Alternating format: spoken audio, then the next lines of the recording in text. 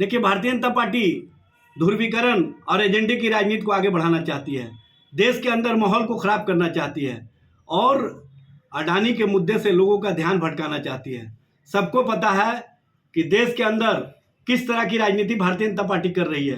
कहीं ना कहीं हमारे दो की राजनीति के तहत जो भारतीय जनता पार्टी अपने लोगों को फायदा पहुंचाने का काम कर रही है, उसका पोल खुल चुका है।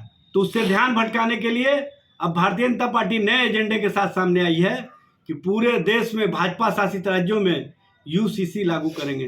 भारतीय जनता पार्टी के नेता, आप ये क्यों नहीं कहते हैं कि हम पूरे देश में समान शिक्षा प्रणाली लागू करेंगे?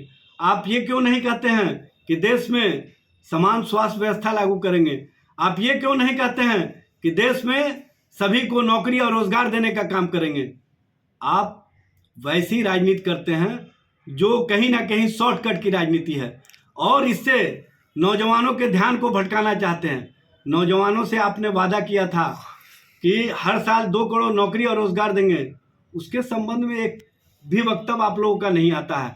आपने कहा था कि हर के खाते में 15 लाख रुपया देंगे, उस संबंध में आप एक शब्द नहीं कहते हैं और आप एजेंडे की राजनीति के तहत उस तरह का ध्रुवीकरण का माहौल बनाना चाहते हैं जो देश और देश के लोगों को पसंद नहीं है। इसलिए भारतीय जनता पार्टी जिस तरह की राजनीति कर रही है, उस राजनीति से अब देश की जनता उब चुकी है। अब देश की जनता चाहती है कि नौकरी और रोजगार पर बात हो, देश की जनता चाहती है कि महिलाओं के सम्मान की बात हो, देश की जनता चाहती है कि महंगाई कम करने की बात हो, देश की जनता चाहती है कि देश में जिस तरह से संवैधानिक व्यवस्था को कमजोर करने का प्रयास किया जा रहा है उस पर बात हो। विकास का न तो कोई पैमाना होता है और न ही रंग। मुख्यमंत्री जी ने अपनी यात्रा का नाम बदलकर अपनी यात्रा का व्यापक रूप दिया है।